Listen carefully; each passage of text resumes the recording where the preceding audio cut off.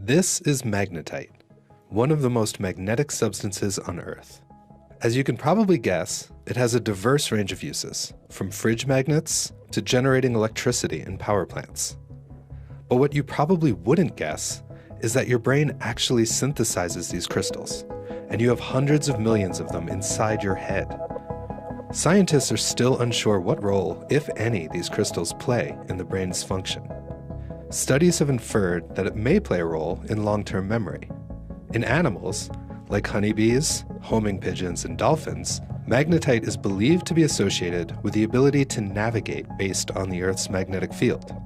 While similar studies have yet to be performed on humans, we do know that Earth's magnetic fields affect everything from our mood to our ability to learn. Even stranger, research has begun to prove links between the electromagnetic field of our planet and psychic abilities. Could these crystals act like tiny antennas, connecting our brains to each other and to the entire planet? It may sound far-fetched, but surprisingly there is evidence. Let's look at what we know about the magnetite in our brains. To be honest, we don't know much. In 1992, the first evidence of this mineral in the brain was published. It was shocking to uncover that this highly magnetic substance was actually synthesized by our bodies. And while we don't know exactly what function it plays in brain activity, some interesting theories have emerged. A 2009 hypothesis proposed that magnetite plays a significant role in long-term memory. It suggests that cellular components of the brain communicate with each other through magnetic signals, with the magnetite particles acting as tiny antennas, simultaneously receiving information throughout the different parts of the brain. Magnetite also acts as an antenna for external electromagnetic fields, including the geomagnetic field of the Earth itself. And this is where things start to get interesting. An enormous body of research is emerging that shows substantive links between magnetic fields and cognitive function. Back in 1978, research physicist Dr. Robert C. Beck published preliminary research on the effects of extremely low-frequency magnetic fields on the moods of human subjects. ELF fields of 6.67 Hz, 6.26 Hz, and lower tend to produce symptoms of confusion, anxiety, depression, tension, fear, mild nausea, and headaches. On the other hand, fields of 7.8, 8.0, and 9.0 Hz produce anxiety-relieving and stress-reducing effects. They even mimic some meditative states. More recently, magnetic fields have been used in successful clinical practices for eliminating depression and bipolar disorder, with over 1,300 medical research papers published to date.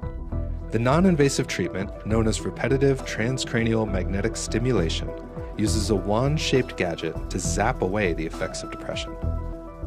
While all of this is interesting and can pave the way for new therapies and treatments, a group of researchers at Canada's Laurentian University are exploring the role of electromagnetic forces in more extreme cognitive functions.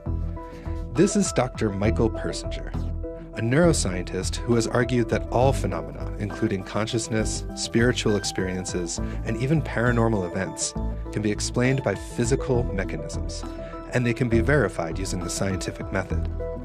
Since 1971, he has been researching electromagnetic field effects upon biological organisms. And some of his recent studies sound straight out of a sci-fi movie. Dr. Persinger has shown in the laboratory that magnetic brain stimulation can create mental states conducive to human telepathy. A recent experiment placed two people at a distance in different rooms. Each was surrounded by an identical, computer-controlled magnetic field. When a light was flashed in one subject's eye, the person in the other room showed responses in their brain as if they saw the flash of light.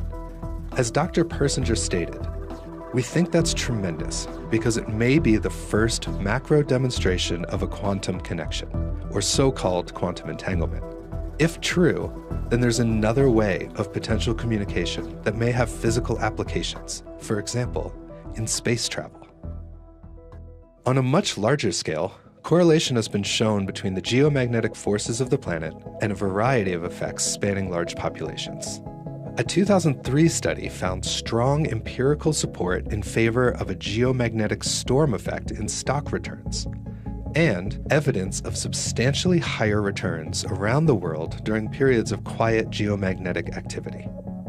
Other research has linked geomagnetic activity to suicide, heart disease, and even birth rates. A particularly curious global effect is related to a standing electromagnetic wave that exists between the Earth's surface and the ionosphere.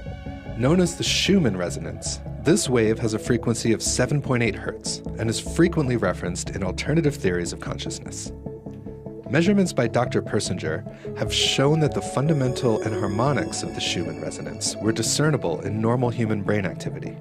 And in fact, they correspond to Dr. Beck's anxiety-reducing ELF fields.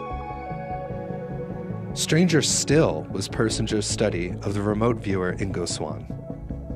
Remote viewing refers to a technique used by psychic spies working for the CIA. They were able to see far-off locations as if they were there, and they could even move through time. Ingo Swann was one of the first and most accurate viewers in this program. When Dr. Persinger measured his brain's electromagnetic activity during viewing sessions, he found a spike in activity at 7 Hz, which correlated with the most accurate viewings. Could it be that Swann was able to project his consciousness by tuning into a standing geomagnetic wave of the Earth? All of this adds up to a fascinating connection between our brains and the shared magnetic field, not only of our planet, but potentially of the entire universe. It's undeniable that the brain responds to magnetic forces on a local and a global scale. While no one has been able to prove the involvement of magnetite, it seems a likely suspect.